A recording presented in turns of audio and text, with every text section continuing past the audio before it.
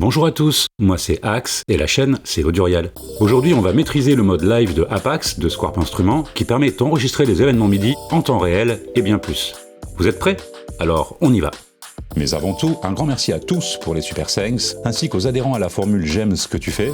C'est vraiment cool car c'est réinvesti direct dans la chaîne. Merci. Si vous souhaitez participer au développement de la chaîne ou simplement me payer un café pour me remercier, direction le bouton super thanks sous chaque vidéo. J'avoue, franchement, ça motive. Cette vidéo suppose que vous savez configurer les entrées et sorties MIDI, sinon vous trouverez la liste de lecture dédiée à Apax en commentaire. Tout d'abord, on va se focaliser sur une piste de percussion. Ici, ma piste 10 est connectée à la borne MIDI et au canal MIDI C10 routé vers Rample de Squarp. Bien. J'enfonce live et je retrouve donc les 8 voix que comporte une piste drum. J'en utiliserai que 4 pour ce tuto. Grosse caisse claire, percussion et charleston. Chaque section de 16 pads gère un instrument et la vélocité à appliquer. Plus la couleur est appuyée, plus la vélocité est élevée.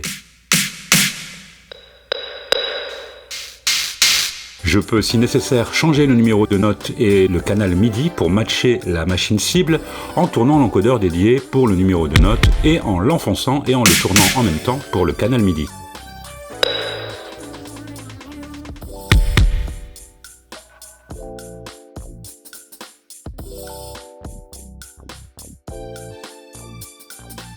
On peut configurer un métronome via les réglages globaux, Settings, MISC, métronome de point MIDI, canal MIDI sur Active Track pour que le métronome joue l'instrument cible, et on peut bien entendu choisir un canal différent pour viser une machine différente. Métronome bar pour choisir le son pour marquer la mesure, ici ça va être C3, métronome beat pour marquer chaque temps, ici ça va être F dièse 3. On va configurer les paramètres de notre enregistrement avec seconde plus rec/settings. J'active le métronome avec le rotatif 7, soit à la lecture, soit à l'enregistrement. Canal MIDI nous renseigne sur la sortie cible du métronome.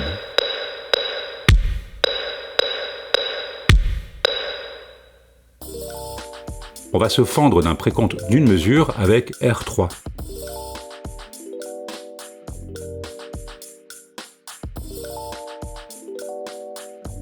Stop rec pour stopper l'enregistrement à la fin du motif. On active la quantisation si nécessaire et en enfonçant l'encodeur R8, on peut choisir le type. Soit le début des notes MIDI est quantisé mais la fin reste au même endroit, soit début et fin sont corrigés. Learn est une fonction d'apprentissage de notes ou d'accords, comme on l'a vu dans la vidéo sur le mode step, on y reviendra un peu plus tard dans ce tuto. Hard rec va supprimer le contenu du motif s'il y en a. Punch in, quand activé, on enfonce rec, mais Apax attend la première note pour lancer l'enregistrement.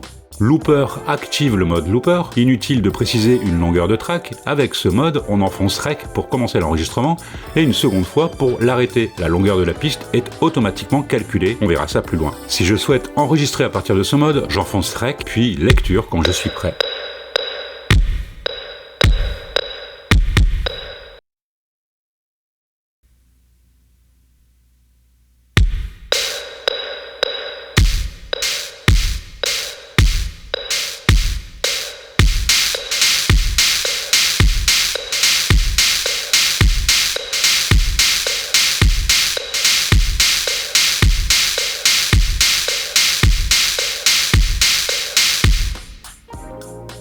Passons à une piste mélodique.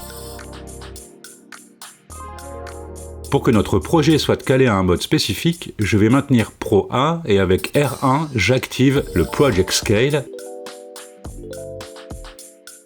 Avec R2, je choisis la tonique de la gamme, soit C pour Do, pour l'exemple, puis la qualité et le mode avec R5 et R6, par exemple Minor Blues.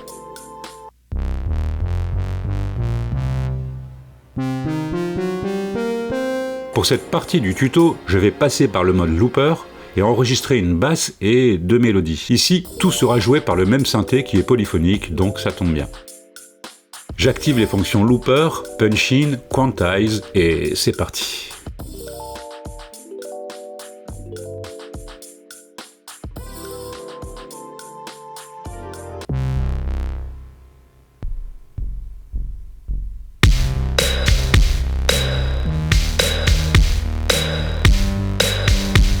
en écran de droite, on voit que la longueur de la piste s'ajuste automatiquement. Enregistrons une nouvelle couche mélodique en overdub, j'enfonce REC pendant la lecture et je joue sur mon clavier externe.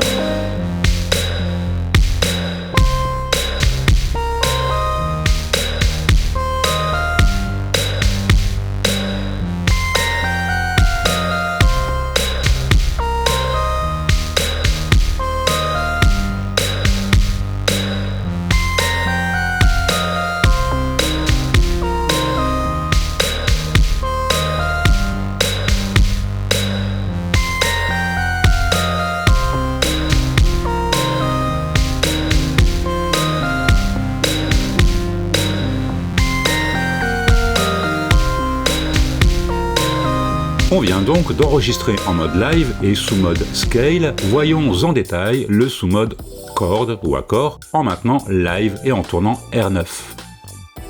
Ici, on va pouvoir jouer et modifier les accords relatifs au mode choisi en P-Scale. Souvenez-vous, on a calé notre projet en Do mineur blues, donc en bas, on retrouve les 6 degrés de ce mode avec les accords. La bande la plus haute concentre les accords à 3 tons et en dessous, les accords de 7e à 4 tons.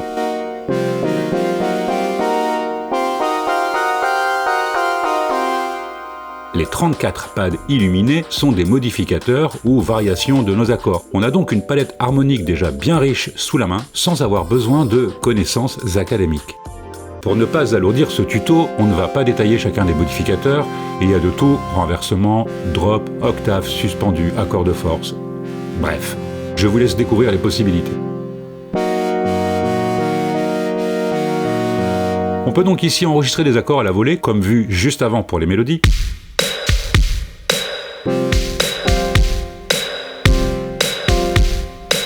Mais aussi avec le mode d'apprentissage qu'on a vu dans la vidéo précédente. Quand activé, j'enfonce l'accord de mon choix avec ou sans modificateur. Je bascule en mode step, j'enfonce R2 et je viens plaquer mon accord sur la grille.